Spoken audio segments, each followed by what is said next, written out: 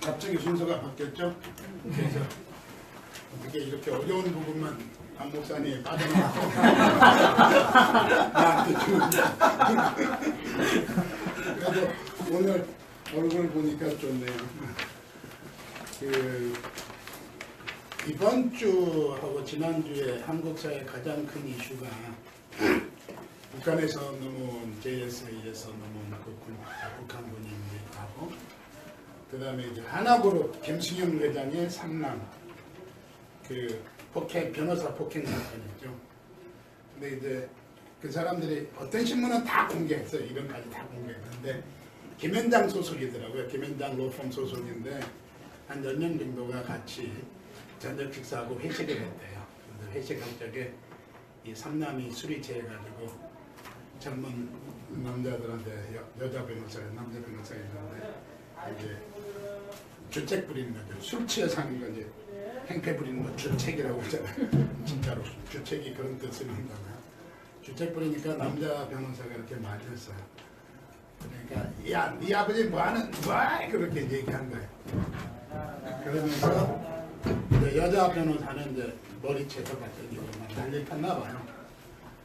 근데 거기서 그렇게 붙을 수 있는데 많은 사람들이 이제 공군이라고 하죠. 공통적으로 성질을 내는 이유는 지는 하나그룹 총재 김승현 회장의 아들이니까 삼남이니까 잘 나가니까 무시해서 네 아버지는 뭐야 하니까 야, 네 뭐야라고 한 게 아니라 네 아버지 뭐 하냐라고 따지는 건 거기에 국민들이 열받은 거예요. 그래가지고 이건 구속해야 된다 뭐 난리 났는데 김현장이 이게 고소할 수 없잖아요. 그쪽 소속 변호사들 왜? 엄청난 고객이잖아요. 예, 갑질을 당해도 끽소리 못하고 자기네 봉급이 나오는 데니까. 그래서 아무 소리 못하고 있는데 문제는 이 친구가 몇 개월 전에 또 술집에서 깽판 부리다가 법정에 가서 8개월 징역을 받았어요. 근데 2년 집행유예를 받았어요.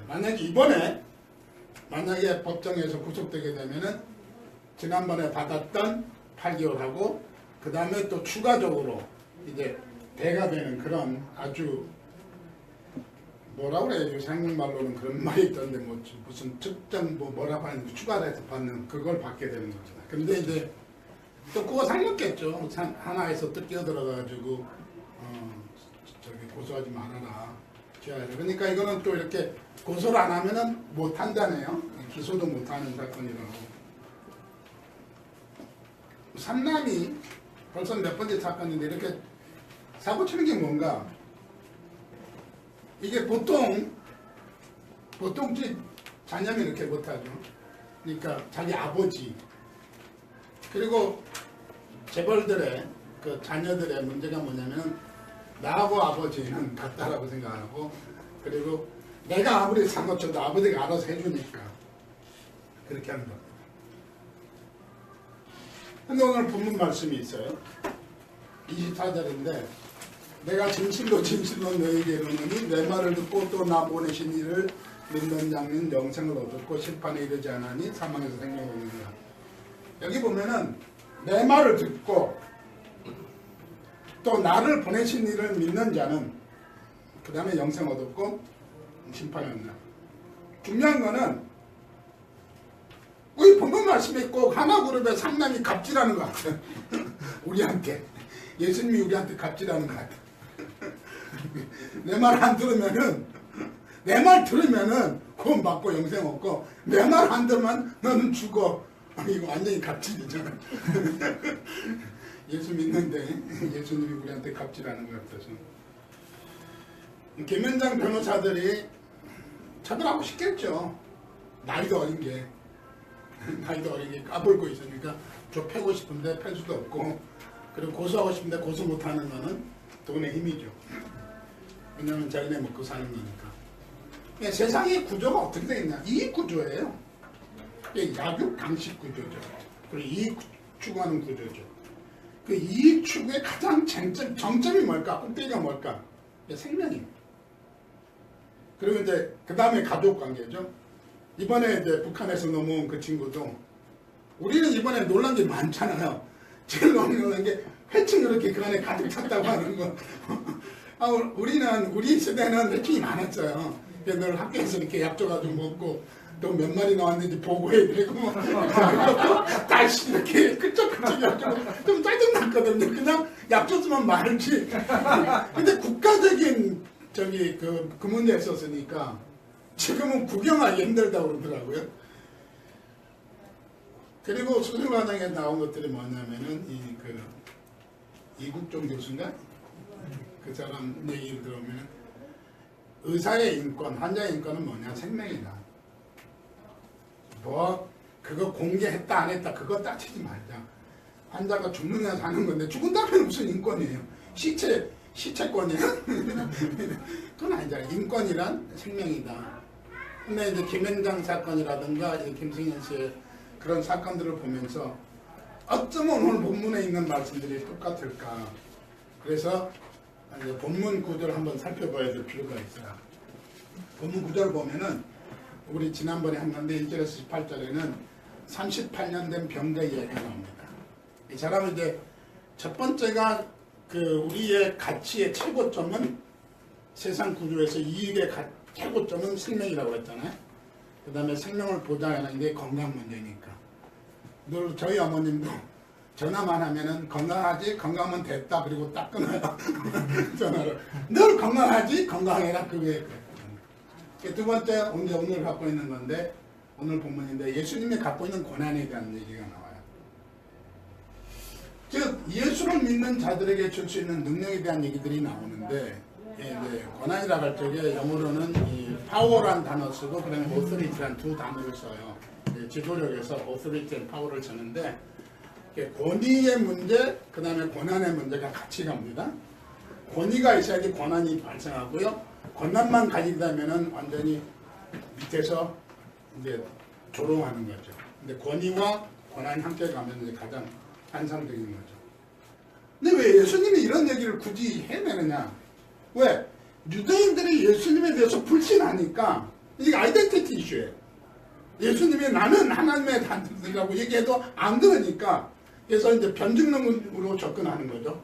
오늘 계속 여러분 이제 신학생들이 조직신학이나 혹은 교회사에서 꼭 배우는 과목이 있습니다. 교리사입니다. 교리사에 보면은 이제 인성과 신성에 대한 얘기도 배우고 예수님의 이게 신성에 대한 거, 인성에 대한 쭉 그러게 이제 교리사에 쫙 연구가 돼 있어요. 많이 연구돼 있고 이제 굉장히 갑론을박 이런 문제들을 많이 다뤘고 이제 정설로 세울 적에 정설이 하는 거 전부 다 이단으로 해서 뭐 무슨 파 다 이단으로 쫓아내잖아요. 그래서 우리는 가능하면 성경을 떠나지 말자 하는 건데 오늘 본문에 보면은 바로 이런 교리들 문제가 엄청 나오는 겁니다. 제가 수도 없이 이번에 제일 설교 준비를 갑자기 주니까 갑자기 설교 준비를 막 해야 되잖아요. 그래서 내가 금요일날 받았는데 금요일날 하루 종일 회의 들어갔기 때문에 토요일날 학교 가서 도서관 다 대주고 책이란 책 가지고 막 복사하고 난리를 폈는데 하나도 오늘 설교할 게 없어요. 전부 다 교리 문제만 나오니까 여러분들한테 여기서 교리 얘기해가지고 들어서 하나 듣고 또 듣는다 해도 금방 까먹을 거고 이해하기도 쉽지 않고 고민한 게 이 복잡한 구조를 어떻게 하면 우리 교인들한테 가장 쉽게 설명할 수 있을까가 이제 제게 든 과제였었어요. 그래서 구조를 보니까 18절까지는 3판 얘기고 이런 사건을 통해서 다시 유대인들이 또 문제 제기하니까 내가 이런 고난이 있다. 그러니까 내가 환자를 고친다. 이게 생명 문제고 건강의 문제다. 그런 얘기하고 있는 거죠. 그 다음에 이제 30절 이후에 이제 다음 주에 우리 안 목사님이 설교해야 되는 부분인데 예수를 믿게 도와주는 이제 증언들이 나오는데 성경 말씀을 통한 증언입니다. 왜 그러냐? 유대인들이 예수는 안 믿어도 율법을 믿고 성경을 믿으니까 성경에 이미 내 얘기가 다 와 있다. 그래서 성경을 쭉 얘기하는 겁니다. 그래서 성경이 나를 증언하고 있다라고 이제 30절 이후에 증거가 되고 있어요. 그러면 이제 오늘 본문 말씀 구조는 정점이 24절입니다. 24절인데 24절의 구조를 살펴보면 첫 번째로 믿으면 아까 제가 갑질이라고 했는데 믿으면은 갑질에서 벗어나는 겁니다. 그 다음에 믿음의 결과는 뭐냐? 주님의 말씀을 듣고 보내신 이를 믿으면 영생을 얻고 심판을 받지 않는다. 그런 얘기가 있습니다. 아무리 하나그룹의 삼남이라도 자기가 잘못했기 때문에 있어서 걸면은 걸리는 겁니다. 그러면 이제 들어가 있는 거죠. 그거를 이제 돈으로 지금 막아버리는 거잖아요. 아주 말도 못 꺼내게 우리 고소하지 않는다. 공개적으로 그랬잖아요. 그 다음에 경찰 측에서 고소할 거냐? 고소 안 하겠다. 그렇게 얘기하는 거예요. 그게 돈의 힘이죠. 그래서 믿음이 우리에게는 갑질을 푸는 열쇠라는 겁니다. 그래서 여러분이 김현장 소속 변호사들도 아니고 그런 점에서 접근할 적에 문제는 우리가 사망에서 생명으로 가장 중요한 생명 문제를 다루고 있다고 하는 겁니다. 근데 재밌는 말씀은요. 한번 주보에 있으니까 한번 봅니다. 24절 같이 읽습니다. 시작. 내가 진실로 너희에게 이르노니 내 말을 듣고 또 나를 보신 이를 믿는 자는 영생을 얻고 심판에 이르지 아니하니 사망에서 생명으로 옮겨지니라. 요 말씀은 요한복음 1장 12절 말씀하고 아주 구조가 똑같아요. 이제 또 다음에 계속 이렇게 비슷하게 나오는데 요한복음 1장 12절 말씀 해보세요. 시작. 영접하는 자 곧 그 이름을 믿는 자들에게는 하나님의 자녀가 되는 권세를 주시니. 그 말씀하고 똑같아요. 영접하면은 하나님의 자녀가 되고 여기 24절에서 예수 믿으면은 사망에서 생명으로 옮겨가고 그렇게 구조가 됐으면 구원의 문제를 다루고 있다는 얘기죠. 자, 그 다음 이제 들어갑니다. 그러면은 믿음은 어떻게 얻게 되느냐는 문제입니다. 여기는 이제 로마서 10장을 우리 좀 살펴봐야 되는데 첫 번째는 주님의 말씀을 듣는 거다. 여기 되어 있잖아요. 아까 24절에 보면 뭐라고 그랬냐면은 너희가 내 말을 듣고라고 되어 있습니다. 그래서 그러니까 믿음이란 어떻게 되느냐? 믿고 싶어요. 믿고 싶은데 안 믿어져요. 안 믿어지는 것은 내가 말씀을 제대로 듣지 못했다는 얘기예요. 제대로 들으면은 그것이 뭐만 팍 와서 부딪히면서 내가 예수를 믿게 된다는 얘기입니다. 그래서 로마서 14장 9절에 보니까 네가 만일 네 입으로 예수를 주로 시인하며 입으로 시인해야 되죠. 하나님 그를 죽은 자 살린 것을 내면 믿으면 구원을 얻으리니 내 마음에 믿으면 구원을 얻는다. 10절에 사람이 마음으로 믿어 의에 이르고 입으로 시인하여 구원을 얻는다. 그러니까 사람이 입으로 믿었어요. 아니 마음으로 믿었어요. 근데 이제 사람마다 성격이 있으니까 아주 그 활달한 사람들은 그냥 팍 터뜨려 나 예수 믿어 그러고 하고 가는데 소심한 사람들은 그런 말 잘 못하잖아요. 그 다음에 예수 믿는 것 때문에 직장생활이나 사회생활에서 불이익당할까봐 걱정하는 사람들은 이게 못하잖아요. 그러나 성경은 입으로 시인하는 사람이 구원을 받는다고 했어요. 마음으로 믿었으면 입으로 시인해라. 왜? 시인하면 편해요. 군대 갔다 온 사람들 나 논산 26년대 일중대 훈련 받았는데 나한테 뭐라 그러고 주일날 교회 못 가게 해서 야 내가 서울신학 졸업한 전도사인데 전도사가 교회 못 가면은 이게 뭐가 되냐. 그러니까 소대장하고 되게 다쳤어요. 연대 저기 ROTC 출신인데 우리나라 군대가 종교의 자유가 있는데 여기 군대가 아니라 군대라면 좋다 나 때려라. 펴라고 그랬는데 못 패는 거야. 군정부가 또 있잖아요. 그날 갔다 와서 또 다른 일이 있었는데 군정부에서 난리가 난 겁니다. 왜 너네들 저기 특별히 전도사님이 있는 중대에서 교회를 늦게 보냈느냐 군정부에서 내려온 거예요. 이게 이제 군정부까지 입법까지 올라오는데 더 문제가 복잡하니까 이게 소대장이 건드릴 수 없는 겁니다. 바로 이런 건데 한 번 부딪히면은 그 다음에 쉽거든요. 근데 그걸 한 번 부딪히를 못해요. 왕따당할까봐 여러 이유에서. 근데 성경은 사람이 마음으로 믿었으면은 입으로 시인해라. 그러면 쉽게 구원에 이른다고 하는 겁니다. 한 번만 고생하면 그 다음은 쉽게 군대 생활하거든요. 근데 그렇지 않으면은 주일날 교회 갔다 말았다 하면 요거는 이제 저기 특별히 우리 때는 엄청 그게 많았잖아요. 그 공사 같은 거 많으니까 공사하기 싫으니까 일하기 싫으니까 교회 간다고. 그런 사람이 있었죠. 그러나 처음부터 나는 예수쟁이라고 확실하게 하면 괜찮다는 얘기입니다. 그래서 11절에 성경에 이르되 이제 이게 다음 주에 나올 얘기입니다. 누구든지 저를 믿는 자는 부끄러움을 당하지 아니하리라 하니 그래서 17절에 같이 읽습니다. 시작.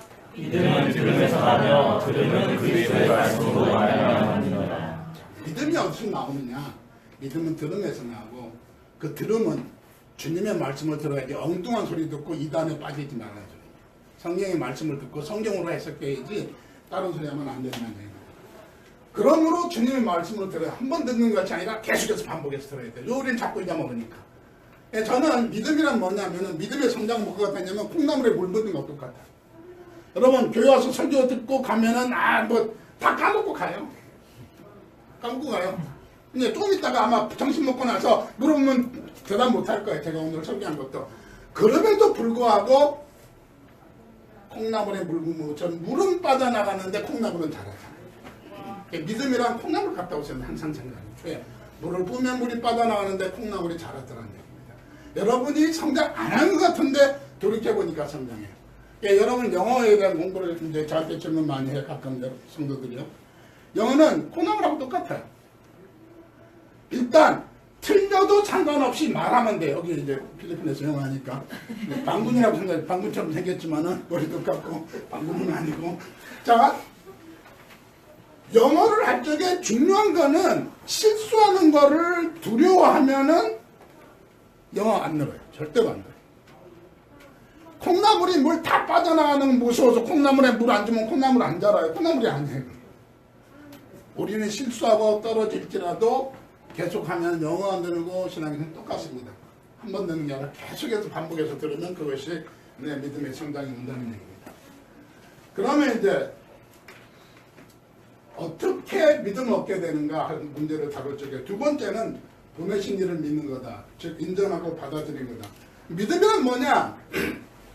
믿음에 대한 얘기를 많이 할 적에 제가 생각하는 믿음은 이거예요. 저는 새신들 양육할 때 그렇게 갔죠.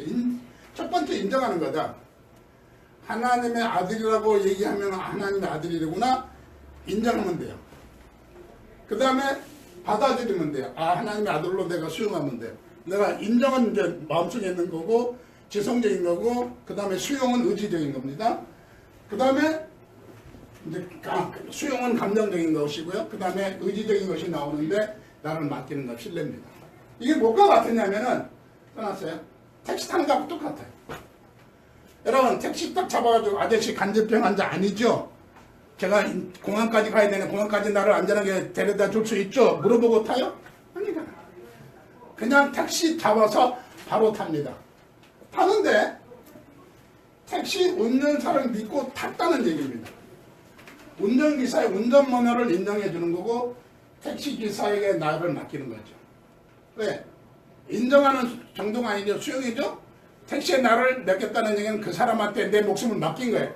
가다가 택시 운전사가 간질병 해가지고 쫙 해버리면 여러분 가는 거예요. 근데 여러분만 타요? 식구도 타고 짐도 다 싣고 다 전체를 맡긴 거잖아요.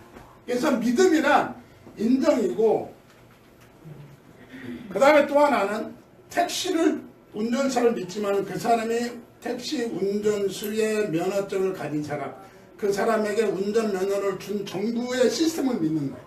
우리는 얘기는 안 하지만 우리 속에서 그런 시스템이 있습니다. 그렇다고 하면은 믿음이란 얘기하는데 인정하는 것이고 지성적인 것, 수용하는 것이고 감정적인 것, 그 다음에 맡기는 거다. 나를 맡기는 거다. 신뢰하는 거다. 근데 엄마하고 딸이 여기 있는데 오늘 아침밥 누가 했어요? 엄마가 했어요? 딸이 했어요? 딸이 할 나이가 됐는데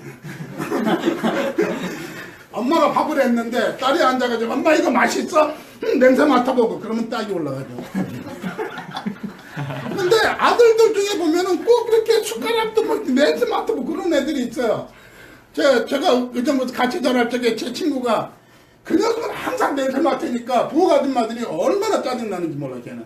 저는 주면은 그냥 숟가락만 못 담으면 안 되니까 배고프니까 막 먹는데 여러분 엄마가 밥을 해줬는데 의심하고 이거 먹어도 안전한지 소스는 어디서 샀는지 왜 이딴 거를 이렇게 요리했는지 따지면 그 다음부터 안 해줘요. 제일 심각한 사람이 누군지 아세요? 저 어떤 목사님이요 사모님이 김치를 담았는데 김치 맛있으니까 이번에 너무 짜리니까 핏대 나가지고 들고 그냥 다 버렸죠. 통째로. 그러니까 해주면 맛있게 그냥 아무 소리 하지 말고 먹으면 더 맛있는 게 나옵니다. 그게 믿음이고 그게 신뢰고 그게 나를 맡기는 거고 그게 내가 받아들이는 거. 그게 믿음이에요. 믿음은 어렵게 갖지 말라고요. 이게 히브리서 11장 1절 믿음은 바라는 것들 실상이요 보이지 않는 것들의 증거니라 그렇게 했는데 그건 너무 어려워요.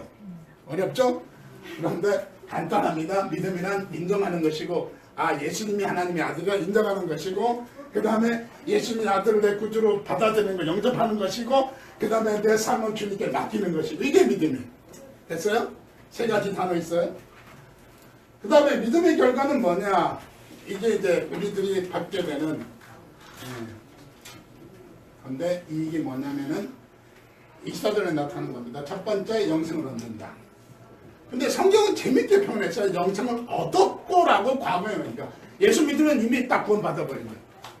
믿으면 바로 영생을 얻는다는 얘기고 둘째는 심판을 받지 않고 그래서 저는요 예수 잘 믿는 사람은 종말의 심판에 막 걱정하고 요한계시록 막 연구하는 거 제가 설교 한 번은 했겠지만은 잘 안 하는 구절이 요한계시록. 왜? 요한계시록 쭉 나오는 거는 우리가 들림받고 난 다음에 천년왕국 시대에 지상에서 벌어질 거니까 내가 몰라도 되는 것들이거든요. 그 열심히 연구하는 사람은 그 고난당할 적에 세상에서 같이 고난당하겠다는 사람이거든요. 순서가 어떻고 무엇을 하고. 그러나 예수 믿으면은 우리는 심판을 받지 않고 종말의 심판에서도 면제받고 그리고 하나님 앞에 하나님 나라에 가거든요. 근데 이런 기쁨이 있는데 믿음이 약하면 요한계시록 그렇게 궁금한 거예요. 저는 궁금한 거 없어요. 저는 건너뛸 거니까. 저는 그런 믿음으로 자랐어요. 신학생이고 신학교에서 가르치고 목사이고 교수인데도 그렇게 자랐어요. 간단하게 살아요. 왜? 종말에 대한 심판이 종말의 심판에 대한 나한테는 두려움이 없어요. 왜? 물론 어려서 하도 많이 받고 자랐는데 펠랑 패라 패다가 찢지만 안 패겠지 그러면 되거든요. 그런데 셋째는 사망에서 생명으로 옮겨졌다고 하는 말씀입니다. 어저께 이제 이건 조금 얘기를 나누고 싶네요. 네 번째는 이제 29절에 있는 말씀이 28절에 있는 얘기 아니라 생명의 부활을 얻는다고 되어 있는데 어저께 그 밤에 제가 나갔다고 그랬잖아요. 한 1시간 이렇게 그러면서 고민했던 게 사망에서 생명으로 옮겼다고 그래. 그 생명이 뭐냐? 생명이 뭘까? 다른 말로는 삶인데 생명을 증명할 수 있는 게 뭔가? 인식이 아닌가? 내가 살아있다고 하는 건 내가 깨닫는 것이 내가 생명이 있는 것이 아닌가? 그러니까 누구 생각나요? 나는 생각한다. 고로 나는 존재한다. 누구예요? 예? 데카르트의 예? 데카르트 얘기가 생각이 나더라고요. 아, 나는 생각한다. 고로 나는 존재한다. 근데 생각하는 것, 뭘 생각하는 것 때문에 내가 살아있다라고 하는 것을 증명하는 건 아니지 않느냐, 내 생각으로. 내가 나라고 하는 것을 인식할 적에 그것이 생명이 아닌가 생각을 했고요. 내가 뭘 인식하고 있다면 나는 살아있는 거고요. 그 다음에 더 중요한 거는 그걸로는 나라고 하는 존재가 세상에 어디 있으면 무슨 상관이 있어요. 지금 그 필리핀에서 전쟁 난 다음에 굉장히 오랫동안 일본군이 산속에 밀림 속에 있다가 나온 사람들이 많이 나왔잖아요. 그 사람은 전쟁이 끝난 줄도 모르고 있다가 이제 어떻게 해가지고 이제 발견돼가지고 일본으로 들어갔는데 뭐 일본에서 영웅 취급하는데 그 사람의 인생 30년이든 40년이든 생명이라고 볼 수가 없잖아요. 왜? 그 속에는 관계가 있어야 되는데 생명은 관계로 해석해야 되는 거 아닌가 그런 생각을 했어요. 그래서 내가 갖고 있는 관계는 내가 하나님과의 사랑의 관계, 하나님 속에서 나를 발견하고 이웃과의 사랑의 관계, 그래서 이웃 속에서 나를 발견할 적에 나라는 존재가 인식되는 것이고 내 삶이 있는 것이지 아무런 관계도 없이 혼자 외딴 서로 있다. 그건 삶이라고 할 수 있는가? 성경이 뭐라고 그랬어요? 풍성한 삶이라는 단어를 썼어요. 자, 그러면은 이제 그 다음은 이제 본문을 살펴봐야 하는데 본문 24절까지 가기 위해서 전개 과정을 살펴봐야 돼요. 이건 제가 고민했던 부분인데 신학적으로 정리는 할 수 없으니까 여러분에게 왜 이런 전개 과정이 필요했을까를 설명해 드릴게요. 첫 번째 질문은 예수님과 하나님과 관계는 무엇인가에 대한 얘기. 왜? 주님께서 환자들을 38년 된 병자를 고치니까 누가 안식일날 걸어가게 했느냐? 저 사람이 그랬다냐? 네가 뭔데 그러냐? 나는 안식일의 주인이다. 나는 하나님의 아들이라고 얘기하니까 안 믿었어요. 그러니까 나는 하나님과 어떤 관계냐를 설명하는 부분이 아버지와 아들 관계, 즉 성부 하나님과 성자 하나님의 관계, 성부 성자의 관계죠. 여기서 아버지께 하는 일을 보고 그렇게 행한다. 그렇게 성경에 19절에 써 있고요. 여기 주보를 놓고 따라오시면 돼요. 주보에 성경으로 다 있으니까. 20절에 아버지께서 아들에게 보여주시고 더 큰 일을 보여주시는데 왜 보여주시나? 우리들로 놀라게 하려고 보여주신다. 놀라면은 뭘 하게 되느냐? 이제 경배하게 되거든요. 둘째 질문이 예수님께서에게 어떤 파워가 있길래 그렇게 할 수 있느냐? 첫 번째로 아버지께서 21절에 죽은 자를 살리시니까 아들도 자기가 원하는 자를 살린다. 그렇게 성경에 써 있어요. 22절에 더 나아가 아버지께서 심판하지 않으시고 내가 심판한다. 아들에게 심판을 맡겼다. 자, 저를 보세요. 저를 보시고 이제 집중해야 되는데 하나님 앞에 섰어요. 심판의 날에 하나님이 나쁜 놈이시. 잘못했지. 죄인이지. 얘 죄인입니다. 지옥 가. 그렇게 되는 거예요. 근데 갑자기 예수님께서 나타나 예수님의 피가 나를 덮어버리는 겁니다. 왜? 내가 예수님의 피로 구원받은 사람이에요. 그러니까 예수님의 피가 나를 쌓기 때문에 내 속에 있는 모든 죄 문제는 끝나는 거예요. 무슨 얘기냐? 변호사 문제. 지금 우리나라도 박근혜 전 대통령이 변호사들 전부 다 해임해버리니까 재판이 진행이 안 돼. 그래서 국선 변호사 5명 했는데 지금 인터넷으로 서로 연락한대. 근데 박근혜 전 대통령이 거부하고 있대요. 그래서 이제 골석 재판이라는 것이 들어가게 되는데 변호사 없이 하나님이 심판자시고 나는 주인이고 예수님이 변호사로 딱 나타나거든요. 내가 다 했는데 하나님 잠깐 다 하면 끝나요. 그러면은 모든 죄에 대해서 쓸 수가 없어요. 왜? 아들에게 심판을 맡겼기 때문에 내가 예수를 나의 구주로 영접했기 때문에 심판 문제가 건너간다는 얘기예요. 그러니까 나는 걱정 안 한다는 얘기예요. 최소한도 나는 예수님을 나의 구주로 인정했고 신앙 고백했고 세례도 받았고 세례 받은 것 때문이 아니라 내가 신앙 고백했기 때문에 이게 제일 중요한 문제. 심판날의 문제가 바로 그 문제입니다. 하나님이 나를 심판하십니다. 너는 죄인이지 죄인입니다. 그럼 지옥 가. 간단해요. 근데 예수님이 스톱. 그 친구는 내 피로 죄를 찢겼습니다. 그러면 끝. 아멘? 이거예요. 간단해요. 자, 이제 첫 번째 질문이 하나님과 예수님과의 관계는 뭐냐? 성부와 성자의 관계다. 그래서 예수님께 갖고 있는 권위는 성부 하나님에 갖고 있던 것을 전부 다 아들에게 넘겨줬다. 이번에 하나 김승현 씨의 삼남이 사고를 쳐준 게 얼마나 설명하기가 좋은지 몰라요. 지금 김현장 변호사들이 그 삼남 때문에 고생 안 해요? 아니죠. 그 아버지가 갖고 있는 그 어마어마한 그 돈들 때문에 포기하는 겁니다. 그렇잖아요. 더 큰 얘기니까 그 사람 구속해서 기분 되게 좋을까 한번 구속시켜놓으면 재벌한테 구속시켜봤다고 그 다음에 뭐 아무것도 없잖아. 그런데 구속 안 시키고 자기들이 챙기는 이익이 있으니까. 바로 이겁니다. 아버지와 하나님 관계는 왜 그러냐? 하나님 예수님께서는 아버지하고 동일하기 때문에 그렇다는 얘기고 뭐 여기 신학적으로 뭐 여러 용어를 써요. 여기다 뭐 동일성이다 무슨 성이다 무슨 인다는데 그런 쓸 거 없고 그냥 간단하게 아버지 하나님 아들 하나님. 그 다음에 예수님 어떤 파워? 아버지한테는 파워 다 있다.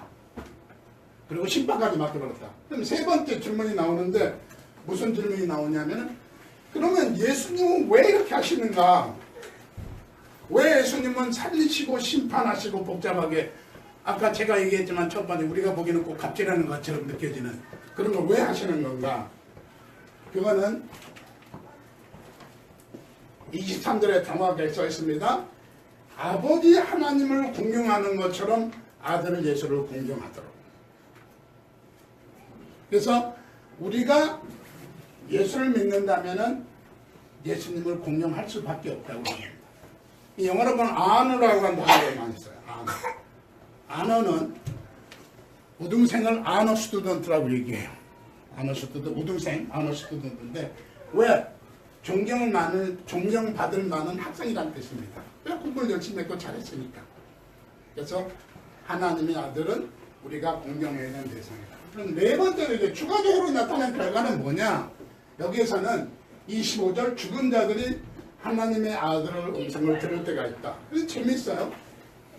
25절은 죽은 자들이라고 했는데 28절에서는 무덤 속에 있는 자들이 주님의 음성을 들을 때가 온다 그렇게 했죠. 그러니까 죽은 자나 무덤 속에 있는 자나 똑같이 취급했습니다.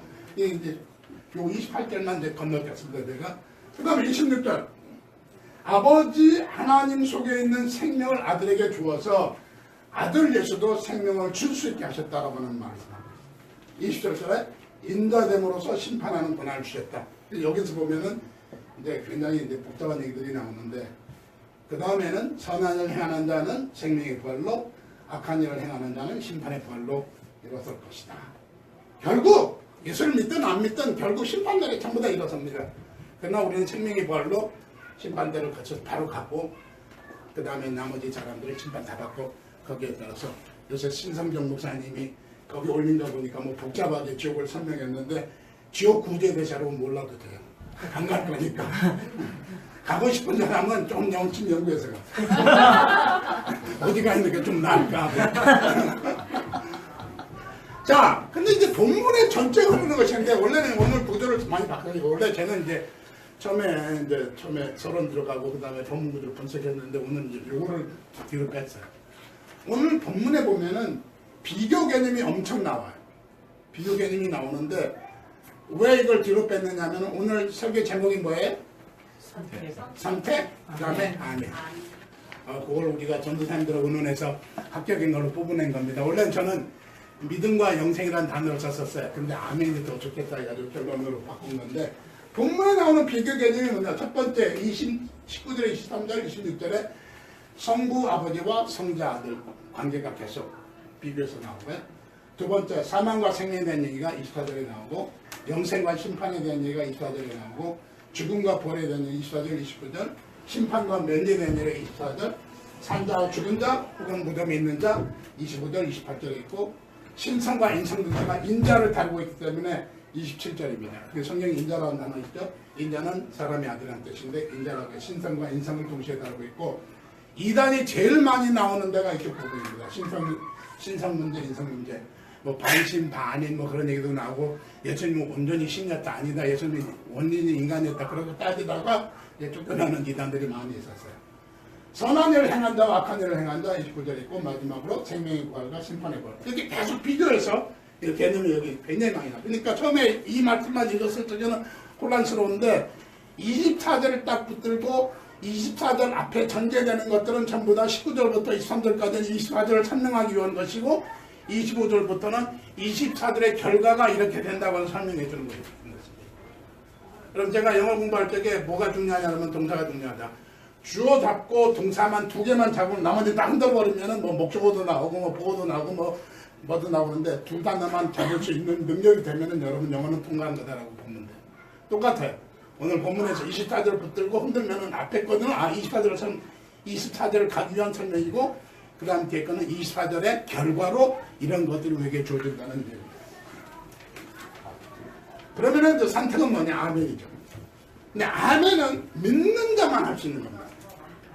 안 믿는 사람은 아멘이 무슨 뜻인지도 몰라요. 아멘이 무슨 뜻이죠? 예? 아멘이 무슨 뜻이에요? 크게 얘기해. 뭐 죄 짓는 것처럼 뚱뚱뚱을 돼요. 예? 예수 믿는 사람이 뻔뻔이가 될 수밖에 없는 게, 우리는 구원받았고 용서받았으니까 그냥 남들이 보기에 더러운 놈이 되게 뻔뻔스럽네. 이게 뭐예요? 밀리앙에 나오는 영화에 나오는 것 같죠. 조금 인정은 하지만 조금 거기 너무 지나치게 뻔뻔해지고요. 아멘은 믿음이란 아멘이다. 왜? 아멘이란 맞습니다, 옳습니다 그런 뜻이에요. 그러면 목사님 설교할 때 아멘 그러면 목사님 맞습니다. 그냥 다른 말하면 옳소 그런 뜻이에요. 옳소 그러니까 인정합니다 뜻이고, 그렇게 하겠습니다 뜻입니다. 그 다음에 아멘은 인정이고 옳소라는 단어 썼고요. 수용이고 받아들임이고, 그리고 신뢰, 의뢰, 헌신, 맡깁니다. 아멘 그랬으면 난 그렇게 하겠습니다는 뜻이지, 그렇게 안 하면서 아멘 하면은 거짓 아멘. 그렇죠? 그래서 선택은 뭐냐? 아멘이다. 오늘 선택하라고 게 뭐예요? 선택은 뭘 선택하라고요? 에이. 24절에 뭐라고 그랬어? 24절 다 같이 읽어요. 주목하세요. 24절 시작. 내가 진실로 이르노니 내 말을 듣고 또 나 보내신 이를 믿는 자는 영생을 얻고 예, 됐어요. 믿는 자는, 아멘 하는 자는 누구에 대해서 아멘? 나 보내신, 그렇죠? 나를 보내신 이를 영접하는 자. 예수님과 하나님을 동일하다고 그랬으니까 예수님을 나의 구주로 영접하는 사람, 예수님을 나의 구주로 아멘하는 사람은 영생을 얻었다는 것입니다. 결단의 질문합니다. 여기는 대답 안 하셔도 되고요. 지금 이제 설교 끝나고 함께 기도할 때 기도 제목을 했으면 좋겠어요. 첫 번째, 나는 풍성한 삶을 살고 있는가?